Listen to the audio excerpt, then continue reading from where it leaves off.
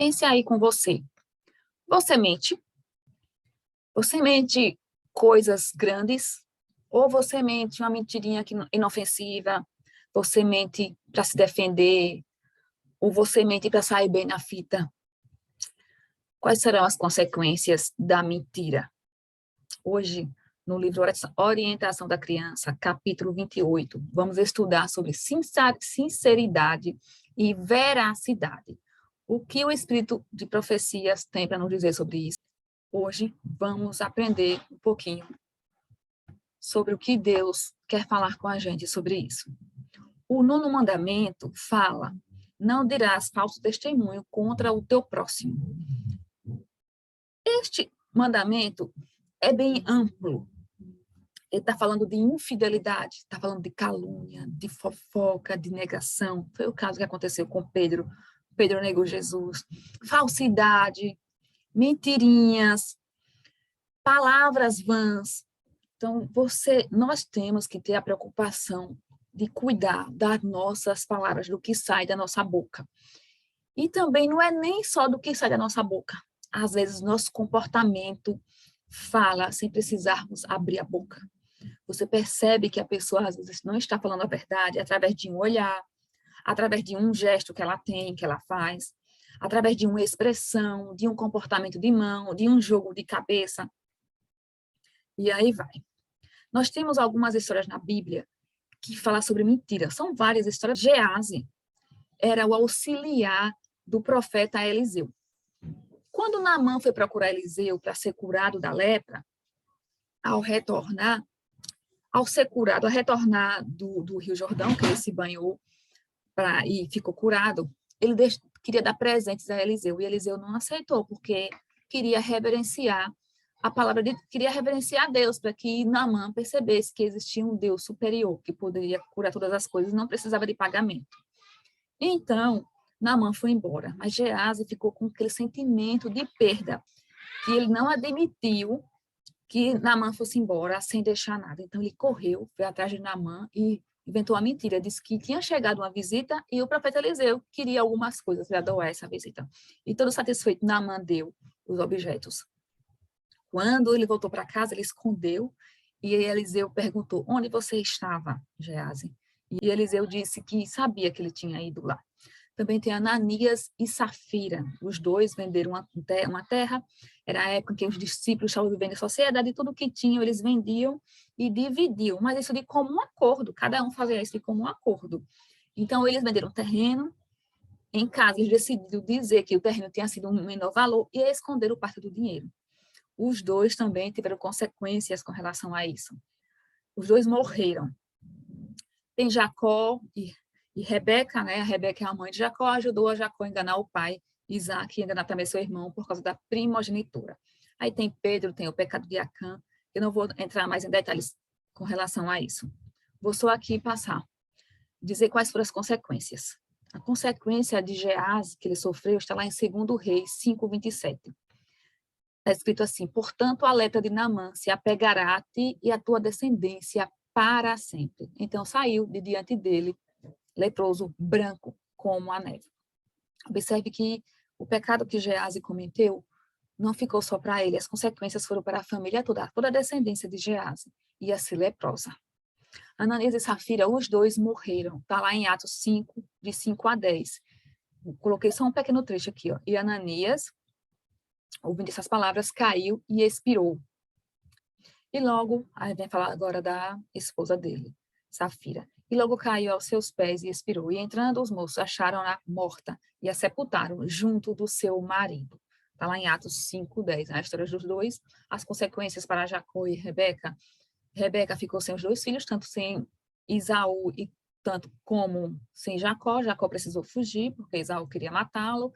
Ele se arrependeu, mas as consequências para ele foram terríveis. Mesmo assim, é importante que ele se arrependeu, que Deus está disposto a nos ajudar. Deus dá a oportunidade para a gente o tempo todo. Ele é misericordioso, ele é bondoso. Nós só precisamos saber e aceitar. Por muitas vezes nós não aceitamos as benevolências de Deus em nossa vida. Mas ele está disposto a nos perdoar por todos os erros que nós cometemos. Aqui também tem uma consequência sobre a mentira. Está em Apocalipse 22:15. Ficarão de fora os cães, os feiticeiros, os adúlteros, os homicidas, os idólatras e tudo o que ama a prática da mentira. Ficará fora da Nova Jerusalém. No livro Orientação da Criança, vai falar que nós, os pais e professores, somos modelos de veracidade. Como eu já falei, veracidade é o ser que é autêntico, verdadeiro, fiel. Ela pede aqui, ó, pais e professores, sede leais a Deus.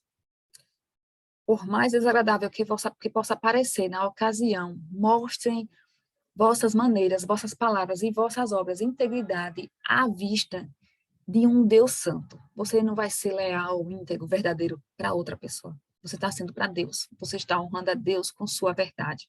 As pessoas vão ver em você um ser diferente. Não seja comum, não seja igual aos outros. E busque aprender, busque por meio de oração a ser leal, a ser verdadeiro, a falar sempre a verdade e sinceridade. E ela continua falando, ó, terrível é o efeito da primeira lição do engano no Éden. A primeira lição do engano do Éden foi quando a serpente chegou e enganou Eva.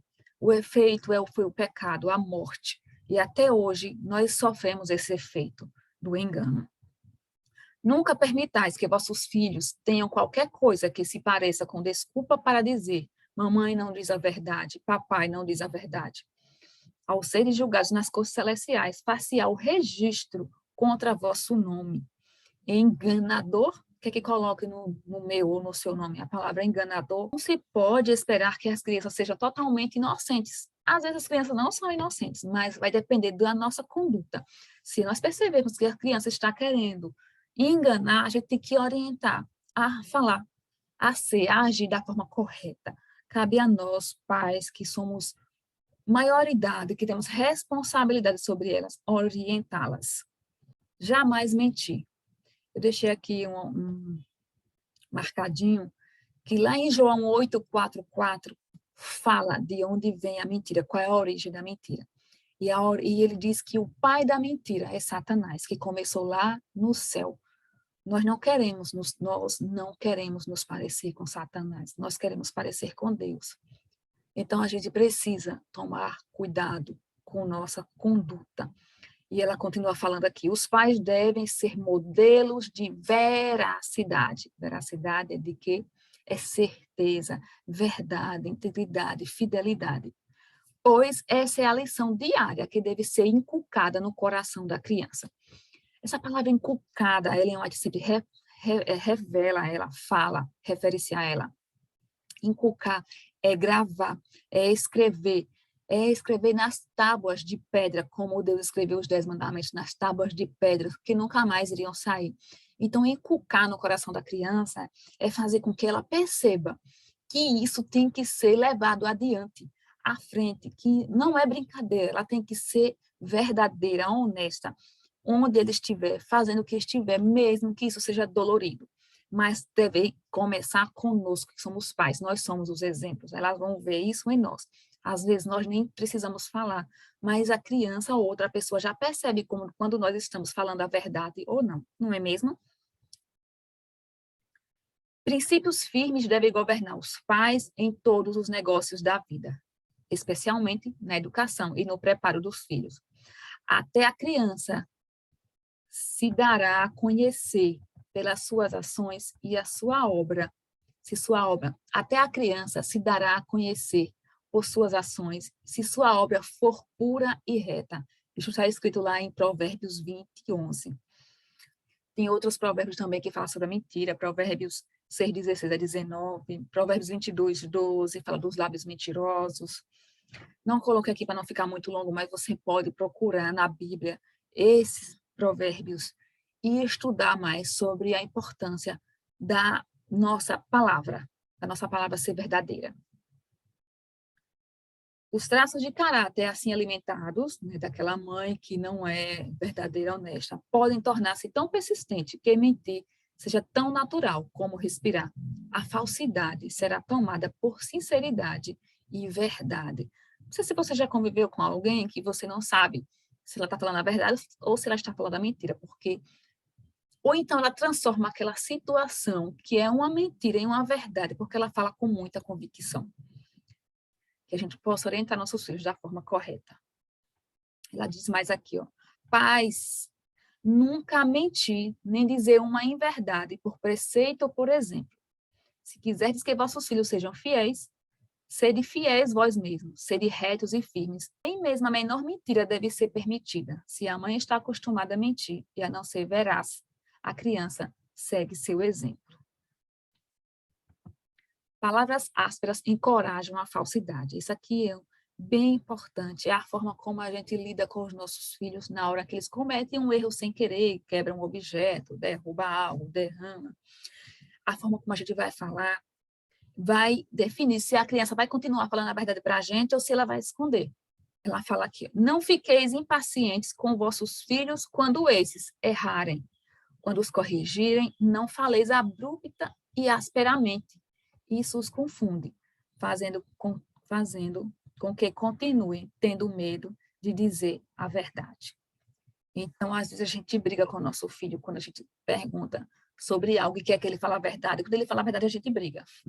Viu que irônico, né? Então, se ele falou a verdade, devemos, agora não é deveríamos, ia falar deveríamos, mas devemos agir também com respeito e sinceridade com ele, admitir que ele fez a verdade e orientar da forma mais sincera e calma possível. Quero encerrar com esta frase aqui, que é sobre as palavras. Certamente não há nada tão revelador que as palavras. Assim, revelamos continuamente o que somos mediante o que dizemos, e por isso a palavra de uma pessoa é tão importante. Você quer ser uma pessoa em que os outros confiem? Então, cumpra, honre com sua palavra e fale sempre a verdade. Até o próximo vídeo, que vai falar sobre... Deixa eu olhar aqui, é o capítulo 29, honestidade e integridade. Encontro vocês lá e desejo muito que vocês estejam estudando o livro Orientação da Criança. O link do livro em PDF está aqui abaixo na descrição dos vídeos, ou você pode encontrar também no Google, no próprio Google, pesquisando sobre o livro Orientação da Criança, tá? Até mais.